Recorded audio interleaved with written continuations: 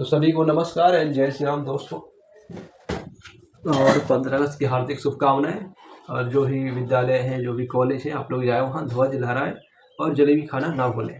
तो हम लोग जहाँ से ख़त्म किए थे अगला वहाँ से स्टार्ट करेंगे। जब हमने देखा कि शंख और महाशंख किन किन योद्धाओं ने बजाए थे, एंड हम आगे की बात करेंगे कि और जो है एक और श्लोक आता है उसके बाद कि अनंत विजयी राजा कुंती पुत्रो युधिष्ठिरा नकुलः सदैव वसत्र सुघोष मणि पुष्पकौ। यहाँ बतलाया गया है कुंती पुत्र राजा युधिष्ठिर ने अनंत विजय नामक शंख बजाए, नकुल ने सुघोष नामक शंख बजाए और सहदेव ने मणि पुष्पक नामक शंख बजाए। अब प्रश्न आता है, युधिष्ठिर को कुंती पुत्र और राजा कहने का क्या अभिप्राय है? युधिष्ठिर को कुंती पुत्र क्यों कहा जा रहा है और राजा कहने का क्या अर्थ है? ये आगे की ओर इसका उत्तर मिलता है हमें। महाराज पांडु के 5 पुत्रों में युधिष्ठिर, भीम और अर्जुन तो कुंती से उत्पन्न हुए थे और नकुल तथा सहदेव माद्री से। इन श्लोकों से नकुल और सहदेव के भी नाम आए हैं। युधिष्ठिर और नकुल सहदेव की माताएं भिन्न भिन्न थी। क्या बात है। इसी बात को जानने के लिए युधिष्ठिर को कुंती पुत्र कहा गया है तथा इस समय राज्य भ्रष्ट होने पर भी युधिष्ठिर ने पहले राज्य सुयज्ञ में सब राजाओं पर विजय प्राप्त करके चक्रवर्ती साम्राज्य की स्थापना की थी। सशस्त्र को संजय को विश्वास है कि आगे चलकर वे ही राजा होंगे और इस समय भी उनके शरीर में समस्त राज चिन्ह वर्तमान है, इसलिए उनको राजा कहा गया है। तो बताया गया युधिष्ठिर के बारे में कि युधिष्ठिर और नकुल सहदेव की माताएं भिन्न भिन्न है, मतलब अलग अलग है, इसलिए युधिष्ठिर को यहाँ राजा बतलाने का प्रयास करने का यह मतलब है कि युधिष्ठिर का मतलब है कि युधिष्ठिर कुंती के असली पुत्र हैं और युधिष्ठिर जो है वो सभी राजाओं को हरा कर पूरे साम्राज्य की स्थापना की। चक्रवर्ती साम्राज्य मतलब पूरे सारे छोटे साम्राज्यों को मिलाकर जिस साम्राज्य निर्माण करते उसको चक्रवर्ती साम्राज्य कहते हैं, मतलब बहुत सारे साम्राज्य को अपने अंडर करना, उसको चक्रवर्ती साम्राज्य का स्थापना की थी। इसलिए संजय ने उनको क्या कहा था, इनके सारे लक्षण को राजा योग्य बनने हैं। अब इसके आगे एक है श्लोक,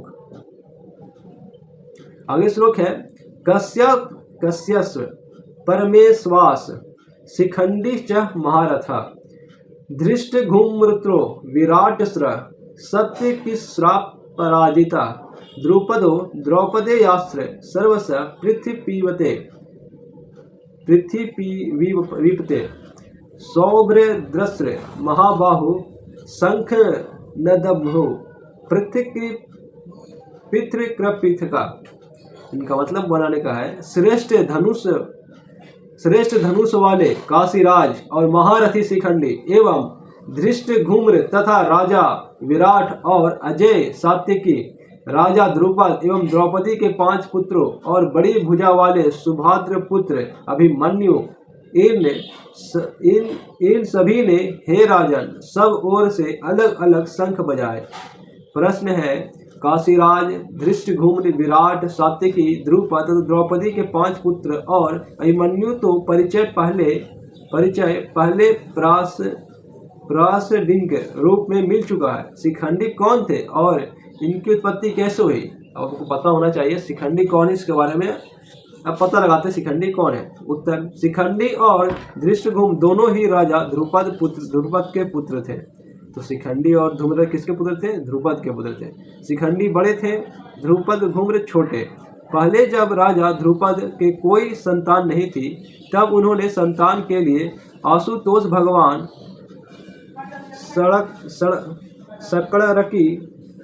षडंकर की उपासना की। भगवान शिव जी के प्रश्न होने पर राजा ने उनसे संतान की याचना की। तब शिवजी ने कहा, तुम्हें एक कन्या प्राप्त होगी। राजा ध्रुपद बोले, भगवान मैं कन्या नहीं चाहता, मुझे तो पुत्र चाहिए। इस पर शिवजी ने वो कहा, वह कन्या ही आगे चलकर पुत्र रूप में परिणत हो जाएगी। इस वरदान के फलस्वरूप राजा ध्रुपद के घर कन्या उत्पन्न हुई। राजा को भगवान शिव के वचनों पर पूरा विश्वास था, इसलिए उन्होंने उसके पुत्र के रूप में प्रसिद्ध किया। रानी ने भी कन्या को सबसे छिपाकर असली बात किसी पर प्रकट नहीं होने दी। उस कन्या का नाम भी मर्दोका सा शिखंडी रखा और उसे राजकुमारियों की सी पोशाक पहनाकर यथाक्रम विधिपूर्वक विद्याध्ययन कराया, मतलब पढ़ाई लिखाई। समय पर दशार्न देश के राजा हिरण्यवर्मा की कन्या से उनका विवाह भी हो गया। हिरण्यवर्मा की कन्या जब ससुराल में आई तब उसे पता चला कि शिखंडी पुरुष नहीं है, स्त्री है। तब वह बहुत दुखित हुई और उसने सारा हाल अपनी दासियों द्वारा अपने पिता राजा हिरण्यवर्मा को कहला भेजा। राजा हिरण्यवर्मा को ध्रुपद पर बड़ा ही क्रोध आया और उसने ध्रुपद पर आक्रमण करके उन्हें मारने का निश्चय कर लिया। इस संवाद को पाकर राजा ध्रुपद युद्ध से बचने के लिए देवाराधन करने लगे। इधर पुरुष वेशधारी उस कन्या को अपने कारण पिता पर इतनी भयानक विपत्ति आई देखकर बड़ा दुख हुआ और वह प्राण त्याग का निश्चय करके चुपचाप घर से निकल गई। वन में उसकी अस्थुनाकर्ण नामक एक ऐश्वर्यवान यक्ष से भेंट हुई। यक्ष ने दया करके कुछ दिनों के लिए उसे अपना पुरुष तत्व देकर बदले में उसका अस्तित्व ले लिया। इस प्रकार शिखंडी स्त्री से पुरुष हो गया और अपने घर पर आकर माता पिता को आश्वासन दिया और ससुर हिरण्यवर्मा को अपने पुरुष तत्व की परीक्षा देकर उन्हें शांत कर दिया। पीछे से कुबेर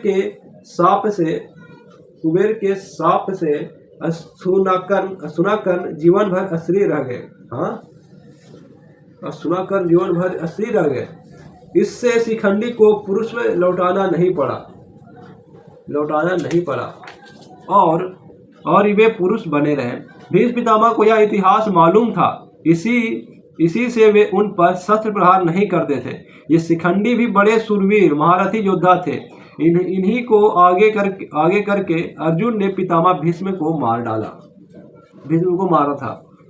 अब प्रश्न, इन सभी ने अलग अलग शंख बजाए, इस कथन में भी कोई खास बात है?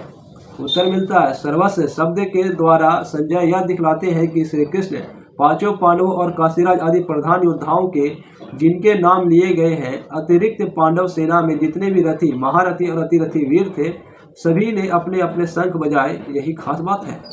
तो आपको पता चल गया शिखंडी कैसे स्त्री से पुरुष बन गया। शिखंडी शुरू में शिव जी ने वरदान दिया था कि तुम्हारे घर में पुत्री होगा, लेकिन जो राजा था वो बोला कि नहीं, पुत्री नहीं चाहिए, हमको पुत्र चाहिए। तो शिव जी ने कहा कि आपको ये आगे चल के स्त्री से पुरुष बन जाएंगे।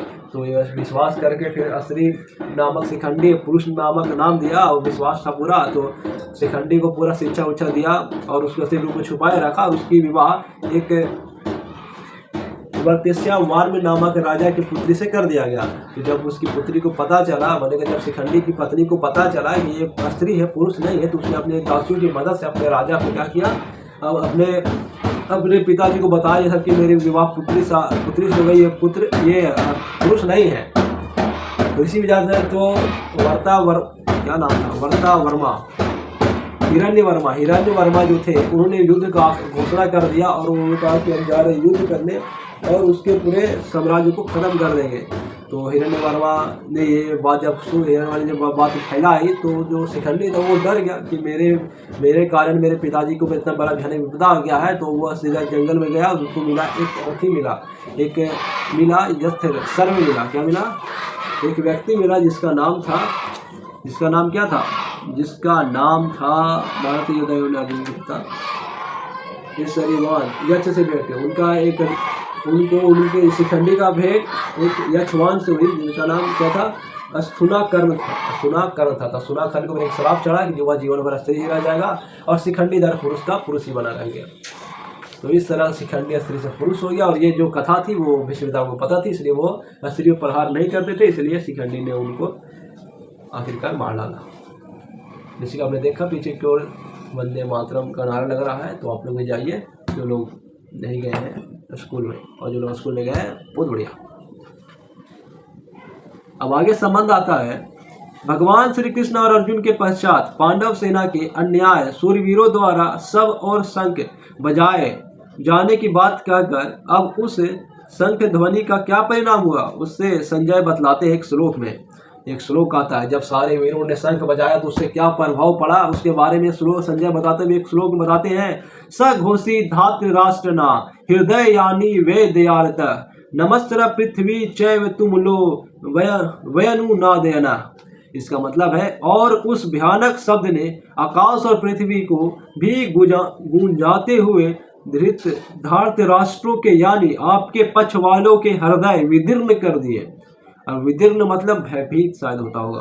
देखते हैं क्या है इस श्लोक का क्या भाव है। तो पांडव सेना में जब समस्त वीरों के शंख एक ही साथ बजे, तब उसकी ध्वनि इतनी विशाल, गहरी, ऊंची और भयानक हुई कि समस्त आकाश तथा पृथ्वी उससे व्यास पे हो गई, मतलब हिल गई।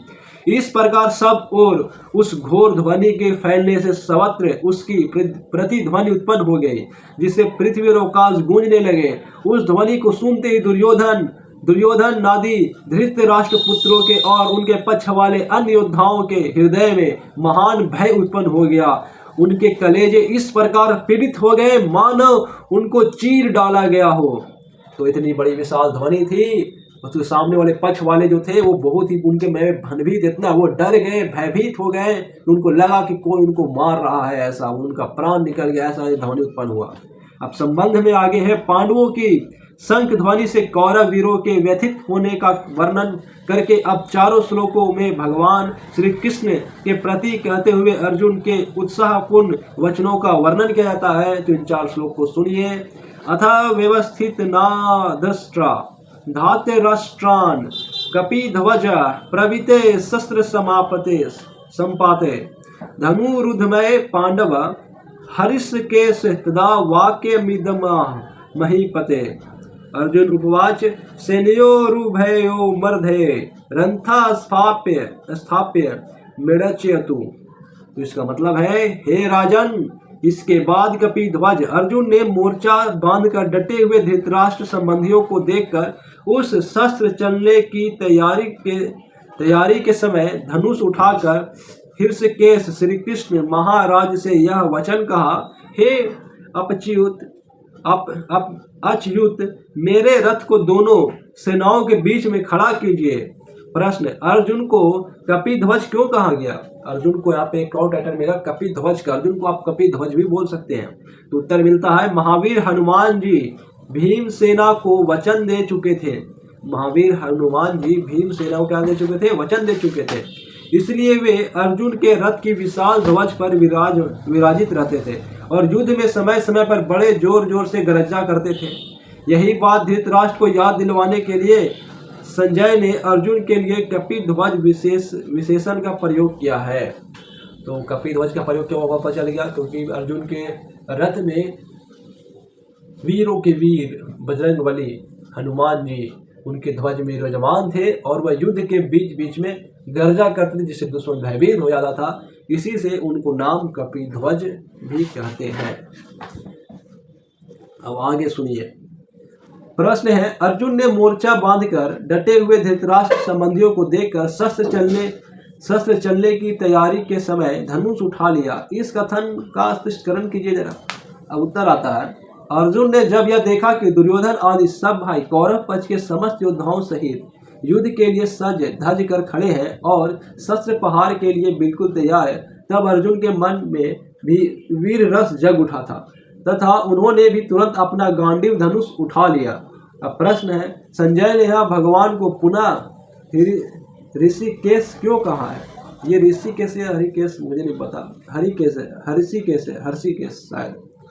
तो उत्तर मिलता है, भगवान को हर्षिकेश कहकर संजय महाराज धृतराष्ट्र को यह सूचित कर रहे हैं कि इंद्रियों के स्वामी साक्षात परमेश्वर श्री कृष्ण जिन अर्जुन के रथ पर सारथी का काम कर रहे हैं, उनसे युद्ध करके आप लोग विजय की आशा करते हैं। यह कितना बड़ा अज्ञान है। प्रश्न है, अपने रथ को दोनों सेनाओं के बीच में खड़ा करने के लिए अनुरोध करते समय अर्जुन ने भगवान श्री कृष्ण को अच्युत नाम से संबोधन किया, इसका क्या हेतु है? तो उत्तर मिलता है, जिसका किसी समय भी पराभव या पतन ना हो, अथवा जो अपने स्वरूप, शक्ति और महत्व से सर्वथा तथा सर्वदा अस्खलित रहे, उसे अच्युत कहते हैं। अर्जुन इस नाम से संबोधित करके भगवान की महत्ता के और उनके स्वरूप संबंध में अपने ज्ञान को प्रकट करते हैं। वे कहते हैं कि आप रथ हाँक रहे हैं तो क्या हुआ, वस्तुतः आप सदा सर्वदा साक्षात परमेश्वर ही हैं। तो श्री कृष्ण ने बोला, अच्युत शब्द का फल समझ क्या आ गया, क्योंकि वो अविजय अपने बल बहुत ही बलवान, जो कभी ना हारा हो उसको, और सर्वथा महत्व में सर्वथा और सर्वदा आस लिखित रहे, उसको अच्युत बोलते हैं। अब आगे है, अर्जुन ने इसलिए प्रवोक किया क्योंकि श्री कृष्ण भगवान रथ हाँक रहे हैं, तो अर्जुन बोल रहे तो आप रथ हाँक रहे तो क्या हुआ, आप तो परमेश्वर के परमेश्वर ही रहेंगे। अब आगे एक श्लोक आता है, यावदेता त्रिरिक्षणे डह योद्धु कामानवस्थितान् कैमर्या सह योद्ध वयमसीमन रण समुद्र में। इसका मतलब है, और जब तक कि मैं युद्ध क्षेत्र में डटे हुए युद्ध के अभिलाषी इन विपक्षी योद्धाओं को भली प्रकार देख लूं कि इस युद्ध रूप व्यापार में मुझे किन किन के साथ युद्ध करना योग्य है, तब तक उसे खड़ा रखिए। प्रश्न है, इस श्लोक का स्पष्टीकरण कीजिए अर्जुन। उत्तर है, अर्जुन भगवान श्री कृष्ण कह रहे हैं कि आप मेरे रथ को दोनों सेनाओं के बीच में ले जाकर ऐसे उपयुक्त स्थान और इतने समय तक खड़ा रखिए जहां से और जितने समय में मैं युद्ध के लिए सज धज कर खड़े हुए समस्त योद्धाओं को भली भांति देख सकूं। ऐसा करके मैं यह जानना चाहता हूं कि इस रणोधम में युद्ध के विकट प्रसंग में स्वयं मुझको किन किन वीरों के साथ लड़ना होगा। तो यही मतलब था कि अर्जुन कह रहे हैं श्री कृष्ण भगवान से कि मैं यहाँ पे अब युद्ध दोनों पक्ष के बीच में खड़ा कर रहा, और मैं देखूंगा किन किन वीर योद्धाओं से मुझे लड़ना जब तक मैं सज रहा हूँ। अगला श्लोक है, योत्य से माना नवे छेड यह एते दत्र समागता धात्य राष्ट्र से दुर्बुद्रेस्यद्रे पीर चिकित सर्व। इसका मतलब है, दुर्योधन का युद्ध में हित चाहने वाले जो ये राजा लोग इस सेना में आए हैं, इन युद्ध करने वालों को मैं देखूंगा। प्रश्न है, दुर्योधन को अर्जुन ने दुर्बुद्धि क्यों बतलाया? दुर्बुद्धि क्यों बतलाया? उत्तर है, वनवास तथा ज्ञातवास के 13 वर्ष पूरे होने पर पांडवों को उनका राज लौटा देने की बात निश्चित हो चुकी थी, और तब तक वह कौरवों के हाथ में धरोहर के रूप में था। परंतु उसे अन्याय पूर्वक हड़प जाने की नियत से दुर्योधन इससे सर्वथा इनकार कर गए।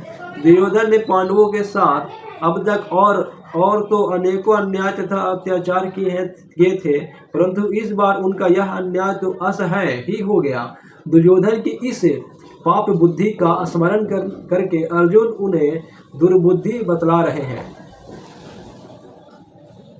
दुर्बुद्धि।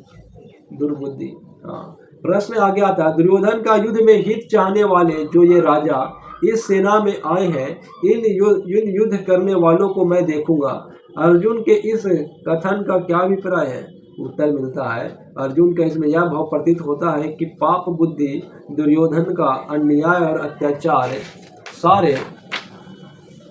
सारे जगत में प्रत्यक्ष प्रकट है, तो भी उसका हित करने की इच्छा से उसकी सहायता करने के लिए ये राजा लोग यहाँ इकट्ठे हुए हैं। इससे मालूम होता है कि इनकी भी बुद्धि दुर्योधन की बुद्धि के समान ही दुष्ट हो गई है, तभी तो ये सब अन्याय का खुला समर्थन करने के लिए आकर जुटे हैं। और अपनी शान दिखाकर उसकी पीठ ठोक रहे हैं तथा इस प्रकार हित करने जाकर वास्तव में उसका अहित कर रहे हैं। अपने को बड़ा बलवान मानकर और युद्ध के लिए उत्सुक होकर खड़े हुए इन सब को मैं जरा देखूं तो सही कि ये कौन कौन है, और फिर युद्ध स्थल में भी देखूं कि ये कितने बड़े वीर हैं और ये अन्याय तथा अधर्म का पक्ष लेने का मजा चखाऊं। संबंध है अर्जुन के इस प्रकार कहने पर भगवान ने क्या किया। अब 2 श्लोकों में संजय उसका वर्णन करते हैं। तो ये जब बातें अर्जुन कह रहे थे तो उसके बाद श्री कृष्ण भगवान ने उनको उनको बतलाया। तो उसको जो श्री कृष्ण ने अर्जुन को बतलाया यही बात संजय जो है अब धृतराष्ट्र को बताएंगे श्लोकों के माध्यम से। तो आज यही पे समाप्त करते हैं। उस श्लोक को आप सुन लीजिए। संजय उपाच एव भुक्तो हृषिकेशो गुडाकेशन भारत सेनायुरु भयोर्मध्ये स्थापयित्वा रथोत्तमं भीष्मे द्रोण प्रमुखतः सर्वेषा च महीक्षिताम उवाच पार्थ पश्यतान समवेतान कुरु नीति। तो आ जाइए यहाँ शाम के श्लोक के साथ। अगर इसका आपको मालूम है तो कमेंट करना है। चलो तो आप लोग जाके घर में पढ़ो। आज पेज नंबर तक खत्म करते हैं श्लोक। चलिए सभी को जय श्री कृष्णा।